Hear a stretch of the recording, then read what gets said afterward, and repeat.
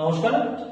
আজকে আমি হস্তরেখার মাধ্যমে কত বছর বয়সে জাতক বা জাতিকার বিবাহ হবে সে সম্বন্ধে অনেকে জানতে আছে, সে সম্বন্ধে সংক্ষেপে আলোচনা করছি। হস্তরেখার এই বুধ পর্বত, এই কনিষ্ঠ নিচে বুধ পর্বত, এই বুধ পর্বতের পার্টের এই রেখাগুলো বলা হয় আছে বিবাহ রেখা। এখন বিবাহ রেখা যদি কারো দেখা যাচ্ছে বিবাহ রেখা এখানে থাকে, তাহলে দেখা যাচ্ছে তার 22 থেকে 24 বছর বয়সী তার বিবাহ হবে। এবার দেখা যাচ্ছে কারোর বিবাহ রেখা এখানে নেই, কারণ এখানে আছে বিবাহ রেখা, সেক্ষেত্রে দেখা যায় তার 28 থেকে 30 বছর বয়সে তার বিবাহ হতে পারে।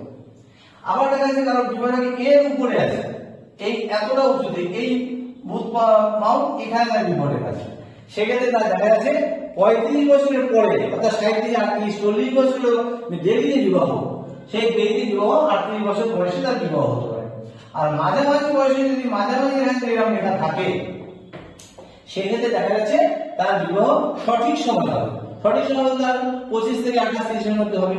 অর্থাৎ এরকম আমরা বয়স নির্বাচন করে করতে পারি। তার আমরা কোনো জাতিকে তারা হাত দেখাতে আসলে আমরা বলি তার এই বয়সে তার বিবাহ হবে। এই বলে শেষ করলাম। নমস্কার।